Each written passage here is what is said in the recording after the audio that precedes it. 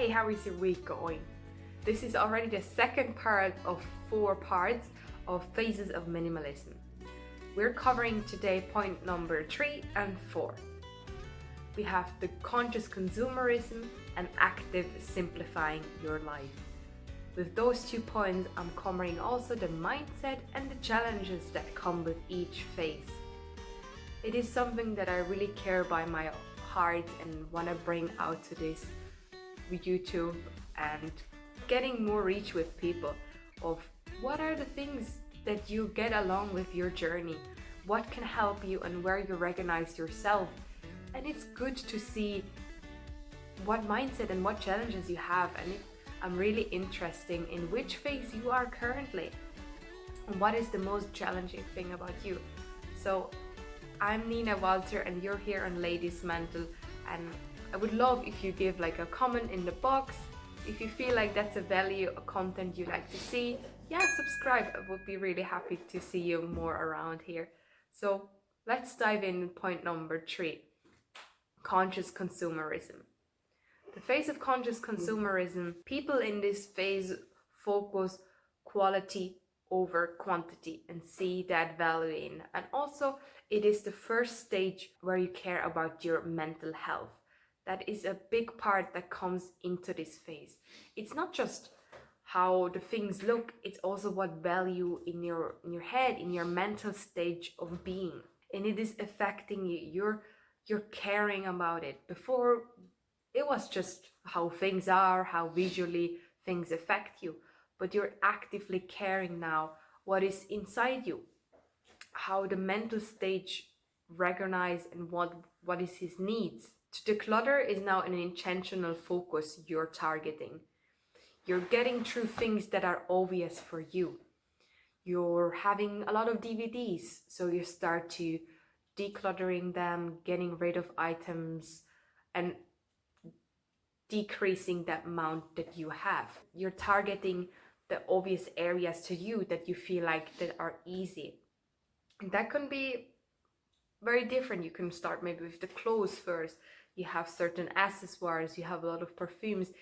The areas that were in phase number 2 of organizing clutter, they're obvious to you. You have a stocked amount, and that's where you're targeting first because you see them.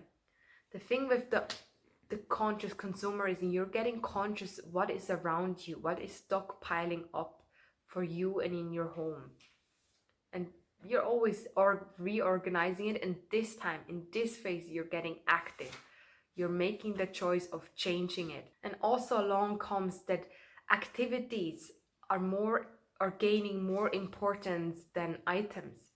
You understand very slowly, but you're getting there and surely, that spending time with your loved ones, doing activity with someone is almost ever better than just gifting something. You're treasuring that moment way more. You're getting the memories. You can reflect on it. You can think back on it, and they're keeping the memories in your head, and no one can take that. It's not just an item that can be thrown away, and that's with the intention of bringing your mental health in it. You're thinking with your whole being into that phase. And this mindset has the shift of less is more. The quantity that I have, that I care about, but it's not about the quantity. You're getting more the quality in reducing what you actually want in your life. Now, so what comes along with this phase? What is the challenge we're facing here? You're reducing the amount of excess stuff. As I said, you're not piling up your organized thing, you're targeting exactly those ones. And that can be still a bit of a challenge. You're used to it, and making that active decision to targeting those areas with the volume. And the challenge is those items that you have are often bought out of habit, of maybe an addiction to it. And getting rid of that triggers your addiction or your shopping purchases. And then that comes along as well with discounts. The habit of, if you see something on discount, you're going to buy it. It's cheaper. Like that's that's where I have to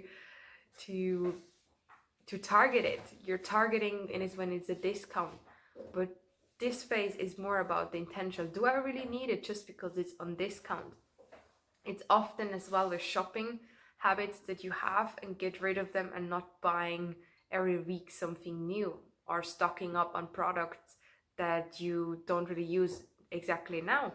That can be lotions. You see a very nice lotion or skincare, moisturizer, in any kind of that, but you're just stocking it up.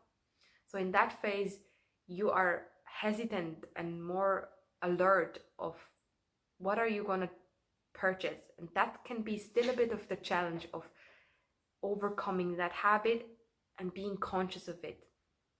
This stage is all about what is your mind thinking in that phase. How can I not trigger myself that much, or how should I care about those triggers, that I'm not going in that habit of purchasing more just out of necessity and the habit of it. Phase 4, active simplifying. It is a habit that you have developed to declutter regularly. It is easy for you to go through a shelf of books, deciding which one you want to keep and not. You're having a weekly routine, or even sometimes daily. You're targeting small areas in your life, little bites that you can take, and that's a stage where you're getting used to it. It's like a rhythm. The activeness of decluttering has settled in your system, has settled in the life you want. You're simplifying it more. You're touching a glimpse of what is important and what you really want to keep. And there it comes, the shift of mental peace. You're starting to recognize that it is peaceful to get rid of things, that to let go, it is part of life. As every autumn the leaves fall from the trees, but we are not stressed about it. We know that's the cycle. It goes into the winter, and in spring the leaves sprout and come again in their full blossom. So that's as well how this phase is. Your mental stage has a rewiring. It takes the time of making new connections, of what is a new normal. And this emphasizes a simpler lifestyle that you want to create. You see the difference of the stages that you were before, and can reflect on where you come from, what you already accomplished. It's not easy to change something, especially if you're the only one in your family that does it, or you want to make that change. It can be hard to go through it on your own, but find inspiration as a video as this one here now. My name is Nina, and I'm talking about minimalism, lifestyle, and getting a more simplified life. And here on Ladies Mental, we are covering all those things. So yeah, if you see something that you like and want to stay around, leave a comment and subscribe also. It would really make me happy if we can stay around and grow together. Yeah, so what we're touching on as well, you question all your belongings. You're going through a phase of, does that bring me something? Is it serving a purpose? You question all the things that you're owning, or that you're still owning, and want to get rid of it. You're being active while you're decluttering. You're seeing maybe a pattern that you have, or where you bought it, and which time frame you got them as well. Is it like a more tendency to Christmas or discounts? You can reflect on those belongings, and you're questioning them really hard, not just of how they look like, how mentally you're attached to them. And the mindset that comes with this is, does that really serve me anymore? How often do I use it? Does it still bring me joy? Those are questions you're going to ask yourself, and that's the mindset. You're being intentional, and start to being actively intentional and bringing those questions into your life actively. You are aware or alerting yourself more of what comes into your life and what you want to bring out of your life, what serves the purpose, what you want to free yourself of the items. And the challenge that you're facing here it is very hard on your mental stage, reflecting everything, deciding if you want to get rid of it, especially if you have attachment to that item. It can be very exhausting and hard to do it, and it's like a constant process, and it can feel overwhelming over the time. But you're also learning the values in the things of the items you have, and then what they mean to you. Have they any meaning and purpose to you? And the challenge that you're having on top of all that is getting rid of those items. Where are those things going? They're stocking up in your home, you want to get rid of it, and there are boxes in your house now. Where you should go with them?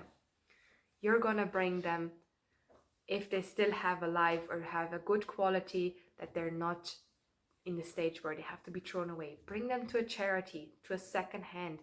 You maybe can resell them online if you feel like they're still worth to sell for a decent amount. Or ask friends or gift them. Maybe upcycling them, make a little DIY, and then you can give them to someone that you feel, yeah, would have a joy in it and be a present for them. That's what we'll cover today. Simple but effective. So thank you so much. Leave a comment in the box which phase you are. Are you from 1 to 4 already? Where you see the struggles? I'm really curious what you think about it.